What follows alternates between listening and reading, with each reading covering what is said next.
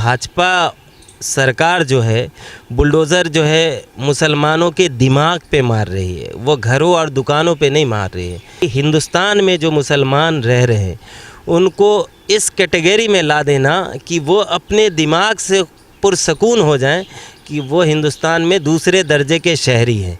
घरे में तो है हिम्मत किसी नेता की पूछने की?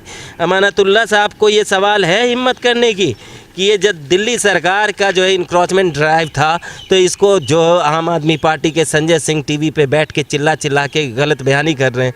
मैं तो मुसलमान नेता से पूछता हूँ कि उनका क्या रोल है, उनका क्या स्टैंड है, इस चिट्ठी के जवाब में वो क्या कहेंगे। इस चिट्ठी का जवाब आप अमानतुल्लाह खान से पूछिएगा, इमरान हुसैन से पूछिएगा, तमाम मुसलमान नेता से पूछिएगा। स्वागत है आप सभी का दिल्ली टाइम्स में। मैं हूं आपके साथ शान असगर। अभी हमारे साथ मौजूद है कांग्रेस नेता और सोशल एक्टिविस्ट मोहम्मद हिदायतुल्लाह। जिस तरह से दिल्ली के जहांगीरपुरी में मुसलमानों के दुकानों, उनके घरों पर बुलडोज़र चला दिया गया, कल ये जहांगीरपुरी गए थे, आज उन्हीं मुद्दे पर हम इनसे बात करेंगे। सर, सबसे पहले आपका दिल्ली टाइम्स आपका स्वागत है। अस्सलाम वालेकुम शयान साहब, दिल्ली टाइम्स हमारे तक पहुंची इसके लिए बहुत बहुत शुक्रिया।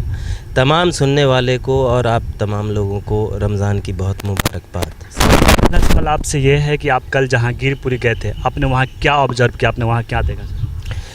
देखिए, हम कांग्रेस का पूरा डेलीगेशन गया था जिसको दिल्ली प्रदेश अध्यक्ष चौधरी अनिल कुमार, शक्ति सिंह गोयल जो दिल्ली के इंचार्ज हैं, इमरान प्रतापगढ़ी साहब थे और भी सीनियर लीडर्स थे, मैं भी शामिल था उसमें। और वहाँ जो ऑब्ज़र्व किया तो वो तो इस वक्त जो हालात हैं वो कैद खाना सा है। वो कार्डन ऑफ कर रखा था पूरे इलाके को, पुलिस ने चारों तरफ से घेर रखा था तो जाने ही नहीं दिया। उस चौराहे पे जहाँ पे मस्जिद थी, जहाँ पे मंदिर है, वो समझ लीजिए कि बिल्कुल पुलिस ने चारों तरफ से घेर रखा है। और हम लोगों ने कोशिश करी कि परिवार से मुलाकात हो जाए, लेकिन परिवार वालों से मुलाकात करने को भी इजाज़त नहीं मिली। हमारे अध्यक्ष शक्ति सिंह गोयल साहब, ये तमाम लोग वहाँ पे बैठ भी गए, मतलब उन्होंने अपना जो है पुलिस से संघर्ष भी किया कि हम के क्यों नहीं जाने की इजाज़त दे जा रही है, या तो परिवार वालों मुलाकात करवाई जाए या हमें जाने की इजाज़त दी जाए, लेकिन वो पुलिस तैयार नहीं हुई।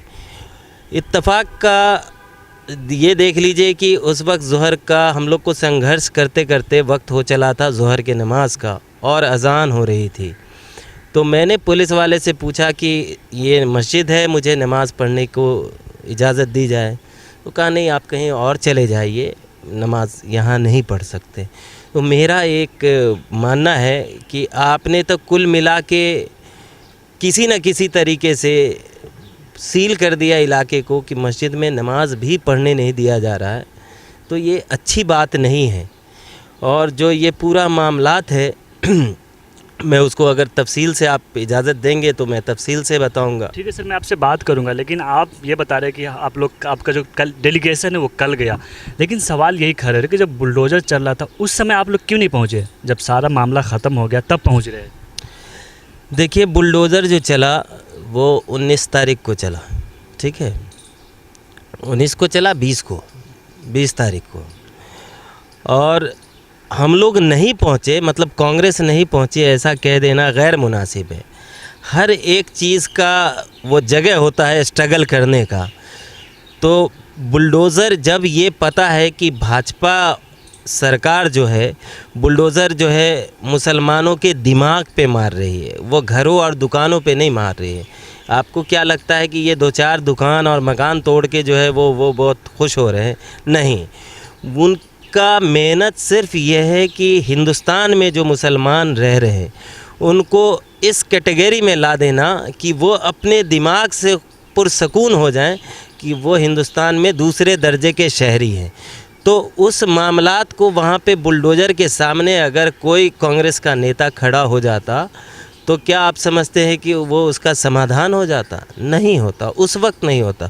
उस वक्त का समाधान कोर्ट में था, जो कि कांग्रेस के तमाम नेता कोर्ट में खड़े होके आर्गूमेंट कर रहे थे कि ये बुलडोज़र का जो चलन है वो गलत है। और आज देखिए कि उसी कांग्रेस के नेताओं के संघर्ष से ये बुलडोज़र का मामला जो है लिंक सिर्फ दिल्ली का जहांगीरपुरी मामला नहीं है, तमाम हिंदुस्तान में जो इस तरीके के ड्राइव चलाए जा रहे हैं उस पे सुप्रीम कोर्ट ने जो है उसको स्टे दिया है। तो कांग्रेस का जो हाँ प्रेजेंस होना चाहिए जिस जगह जिस समय, वो हर जगह रहता है। लोकल लीडर्स वहाँ पे थे। आपको क्या लगता है कि कांग्रेस का सिर्फ राहुल गांधी के चले जाने से, लोगों का बहुत सारा कहना है राहुल गांधी कहाँ थे? लोग यही कह रहे हैं कि प्रियंका गांधी, राहुल गांधी हर जगह पहुंचते हैं, जब मुसलमानों पे जुल्म होता है तो वो लोग खामोश रहते हैं। तो उसको मुसलमानों को बड़ा समझना पड़ेगा। मुसलमानों को अपने दोस्त और दुश्मन की पहचान करनी पड़ेगी। मुसलमानों को, जो मैं भी मुसलमान हूँ, और इस बात पे एक तो बहुत जल्दी किसी पे यकीन करना नहीं चाहिए। यकीन करते हैं तो यकीन खोना नहीं चाहिए जब तक आपका भरोसा न टूटे। आम आदमी पार्टी जो दिल्ली में इस वक्त जो है सरकार में है, सत्ता में है, और जो केंद्र में भाजपा की सरकार है, एमसीडी में सरकार है, तो आपको ये चीज़ समझना पड़ेगा कि राहुल गांधी के वहाँ जाने से क्या हो जाता उस वक्त, उस दिन, उस मौके पे। क्या आप समझते हैं कि वो ड्राइव रुक जाता? वो तो सोनिया गांधी, प्रियंका गांधी के घर को खाली करा लिया गया, जबरन खाली करा लिया गया, बहुत सारे उनके प्रॉपर्टीज़ पे बुलडोज़र चला दिया गया। तो मुसलमानों का इस तरीके का कमेंट कि मुसलमानों का जब वक्त होता है तो राहुल गांधी खड़े नहीं होते, ऐसा नहीं है। राहुल गांधी के ही दिशा निर्देश पे तमाम कांग्रेस पार्टी के नेता डेलीगेशन को भी लेके गए थे और कोर्ट में भी खड़े हुए थे। अच्छा, ये बताइए सर कि वो जो एनडीएमसी है वो बीजेपी के अंडर में है, जबकि दिल्ली सरकार भी कहीं ना कहीं उसके अंदर में ये आती है। आप कुछ चिट्ठी लेकर बैठे हैं, क्या इसमें कुछ आप क्या बताने वाले हैं सर? मैं आपको एक छोटी सी बात बताना चाहता हूँ कि जो टीवी में केजरीवाल के नेता और केजरीवाल खुद इस मामले को तूल देना चाह रहे हैं कि ये बीजेपी का ड्राइव था इंक्रोचमेंट, और अमित शाह के घर के ऊपर बुलडोज़र चला देना चाहिए, तो ऐसी भाषा का वो प्रयोग करके सिर्फ़ और सिर्फ मुसलमान को छलावा देना चाहते हैं कि जब एक चीज़, जहाँ किसी का रोज़गार चल रहा था, जिस घर में कोई रह रहा था, उस घर को तोड़ दिया गया। मैं लेटर से आपको ये दिखाना चाहता हूँ, आपके जो है ऑडियंस को ये दिखाना चाहता हूँ कि ये लेटर, सबसे पहले अगर जूम करके इस लेटर को दिखा पाएंगे क्या आप? इसे थोड़ा जूम करें। जी जी, आप बोलिए सर। इस लेटर, ये एनडीएमसी का लेटर लिखा हुआ है, और ये लिखा गया 19 तारीख को, लिखा गया डीसीपी नॉर्थ वेस्ट को, और सब्जेक्ट उसका है कि special joint encroachment removal programme in Jahangirpuri Delhi. Subject में ही लिखा हुआ है जॉइंट इंक्रोचमेंट। अब जॉइंट इंक्रोचमेंट कैसे है वो मैं नीचे आता हूँ। The special joint encroachment removal action programme comprising PWD, जो दिल्ली सरकार की, लोकल बॉडी दिल्ली सरकार की, पुलिस केंद्र सरकार की, and the works maintenance department Delhi सरकार की, हेल्थ डिपार्टमेंट दिल्ली सरकार की, सैनिटेशन डिपार्टमेंट दिल्ली सरकार की, वेटनरी डिपार्टमेंट दिल्ली सरकार की है, department and encroachment cell of North DMC, ये एमसीडी के अंदर में, is to be fixed in Jahangirpuri, मतलब उसको फिक्स किया गया है जहांगीरपुरी में, जिसके लिए you are therefore requested to provide at least 400 police personnels including ladies police outer force for maintaining law and order during the encroachment removal action plan 19/4/2022 2 बजे 2 PM onwards, और 20 April and 21 April 2022 9:30 AM onwards as per your convenience for 3 days।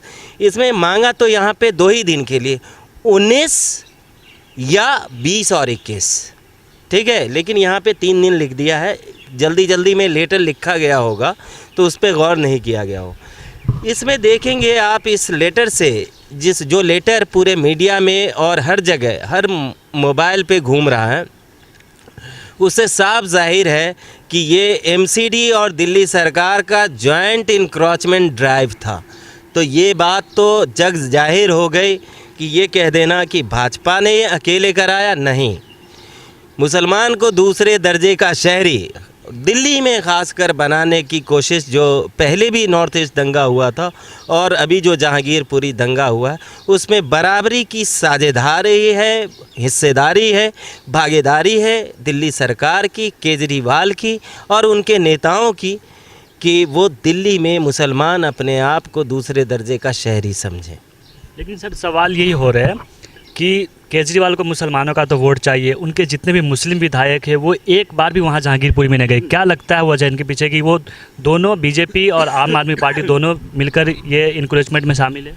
फिर मैं कह रहा हूँ, मैंने letter से आपको दिखा दिया, जो सरकारी दस्तावेज़ है उससे हमने आपको दिखा दिया कि इस इंक्रोचमेंट में जो है आम आदमी पार्टी, दिल्ली सरकार और भाजपा दोनों शामिल है। ये आरएसएस का एजेंडा है जो एग्जीक्यूट करना है, जिसमें आरएसएस भी का जो एजेंडा है उसको एग्जीक्यूट करने के लिए भाजपा भी उतना ही सक्षम है, आम आदमी पार्टी भी उतनी ही सक्षम है। दोनों मिल के आरएसएस के सपने को साकार करने की कोशिश में है। जहाँ तक फिर आपने कहा कि वहाँ आम आदमी पार्टी का नेता नहीं पहुँचा, मैं फिर आपकी बात को बदलना चाहता हूँ कि आम आदमी पार्टी, ये जो शोभा यात्रा थी हनुमान जयंती पे, ये शोभा यात्रा जो थी वो दिन में 2 बार गुज़र चुकी थी और अफ्तार के वक्त जो है फिर से उन लोगों ने कोशिश की, मस्जिद के पास गए, उनके हाथ में हथियार थे और पुलिस का ये भी कहना है कि उनको इजाज़त भी नहीं थी। तो आप देखें कि जब नमाज हो रहा होगा, जब अज़ान हो रही होगी, लोग इबादत कर रहे होंगे मस्जिदों में और वहाँ पे आके बाहर में हथियार दिखा के कोई गंदी गालियाँ दे रहा हो, गंदे नारे लगा रहा हो और उस तरीके की एक्टिविटी कर रहा हो पुलिस के मौजूदगी में, तो ये तो अपने आप में है कि पुलिस जो उस वक्त रिकॉर्डिंग करती है हर प्रोग्राम का, पुलिस को ही कोर्ट में सौंपना चाहिए उस रिकॉर्डिंग को, जो कि पुलिस ने नहीं सौंपी। तो पुलिस तो गुलामी कर रही है, जो दिल्ली की पुलिस है इस वक्त वो गुलामी कर रही है आरएसएस की, भाजपा सरकार की, ये कह के कि हमारी तो ऑर्डर का पालन करना पड़ता। नहीं, ऑर्डर आपको देश का करना है, देश की बात को माननी है, संविधान को मानना है, ना कि भाजपा शासित राज्य में अमित शाह की जी हजूरी करनी है, उसकी बात को मानना है। एक बात।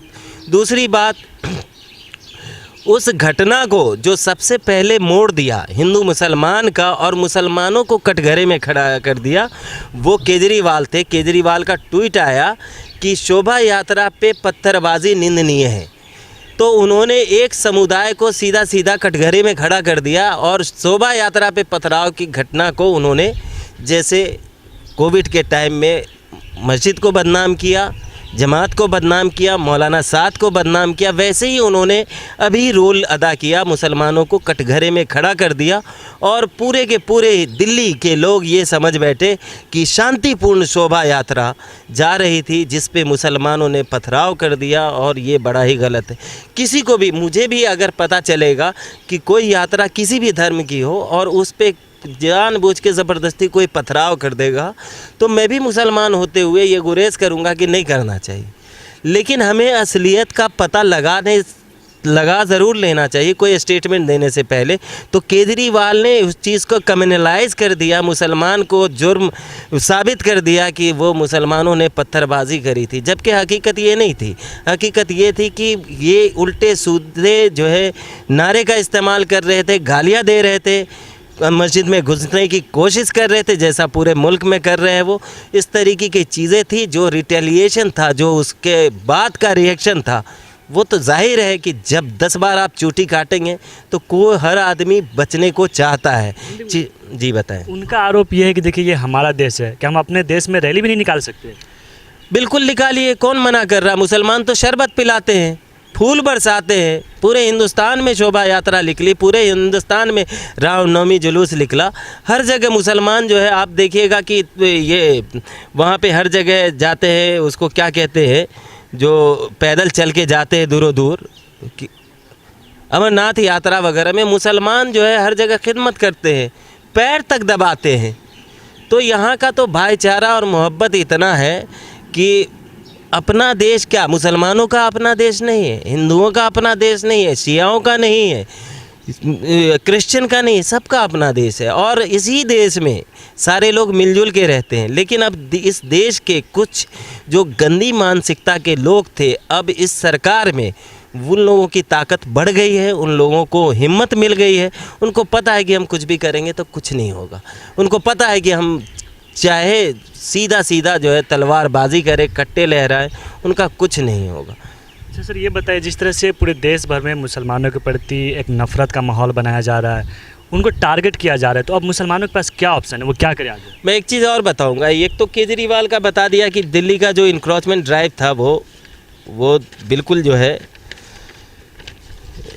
मिला जुला ड्राइव था। एमसीडी का, आम आदमी पार्टी का और आरएसएस के चीज़ों को ये लोग एग्जीक्यूट कर रहे थे। उसमें जीवीएल नरसिम्हा राव जो सांसद हैं राज्यसभा, उन्होंने एक ट्वीट किया था। जेसीबी का फुल फॉर्म बताया था उन्होंने, जिहाद कंट्रोल बोर्ड।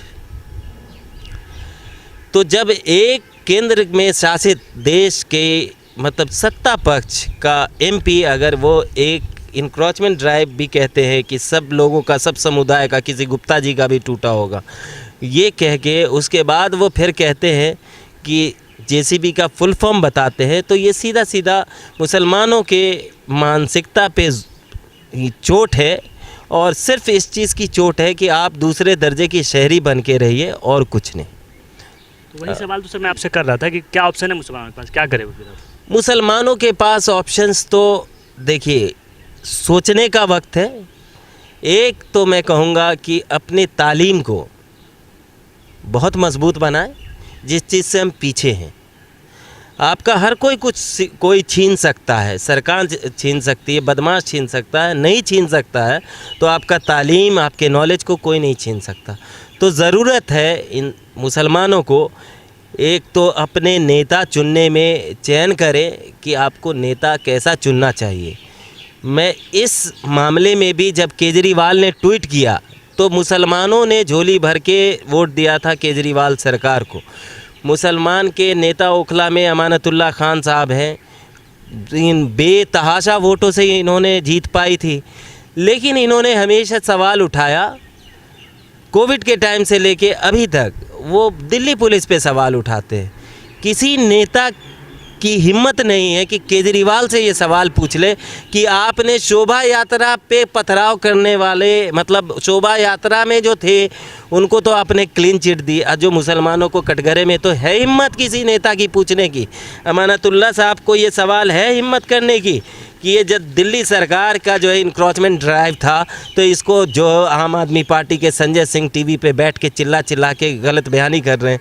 मैं तो मुसलमान नेता से पूछता हूँ कि उनका क्या रोल है, उनका क्या स्टैंड है, इस चिट्ठी के जवाब में वो क्या कहेंगे? इस चिट्ठी का जवाब आप अमानतुल्लाह खान से पूछिएगा, इमरान हुसैन से पूछिएगा, तमाम मुसलमान नेता से पूछिएगा कि क्या रोल है साहब आपका इस चिट्ठी पे, आपकी पार्टी का जो स्टैंड है उस पर।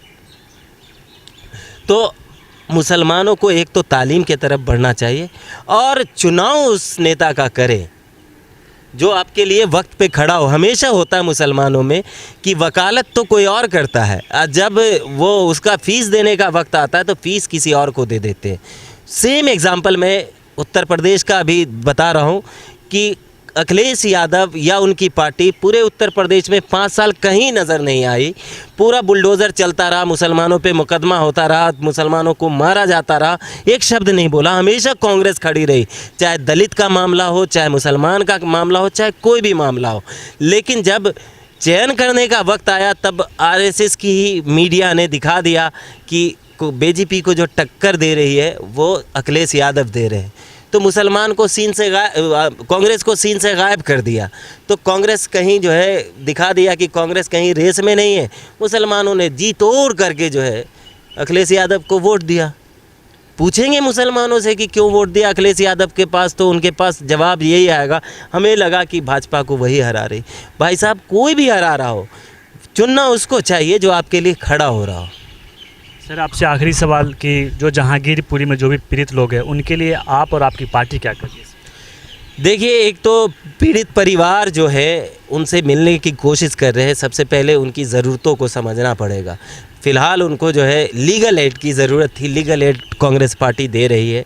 बाकी हमारे वहाँ के लोकल डिस्ट्रिक्ट प्रेसिडेंट है, लोकल नेता जो हैं, वो उनसे लगातार संपर्क में है और जिस तरीके की भी मदद जिस धर्म के लोगों को भी चाहिए वो पूरा करने की कोशिश में है। मैं आपको एक चीज़ और यहाँ पे ऐड ऑन करना चाहता हूँ कि बहुत एग्जाम्पल दे रही है भाजपा या लोग कि वहाँ पे दुकान गुप्ता जी की भी टूटी और दूसरे समुदाय की भी टूटी, तो मैं वैसे ही बताऊंगा कि ये दुकान और ये जो इंक्रोचमेंट ड्राइव हुआ वो वैसे ही है जैसे पुलिस वाले फ़र्जी इनकाउंटर करते हैं और फ़र्जी इनकाउंटर करके अपने ही 2 पुलिस वाले के पैर में गोली मार देते हैं ताकि वो इनकाउंटर सही लगे।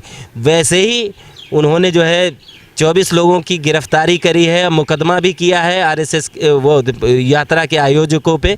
लेकिन आप देख लीजिएगा कि उनके ऊपर क्या चार्जेस लगे हैं और कितने दिन में वो छूट जाएंगे। तो वैसे ही है, तो ये इंसाफ नहीं हो रहा है इस देश में, इंसाफ की ज़रूरत है, इंसाफ से देश चलेगा, संविधान से। के लिए तो ये थे कांग्रेस नेता मोहम्मद हिदायतुल्लाह। आप भी क्या सोचते हैं इनकी बातों से अपनी राय कमेंट बॉक्स में ज़रूर रखें। कैमरामैन अब्दुल्ला अजीज़ के साथ शाहन अस्कर।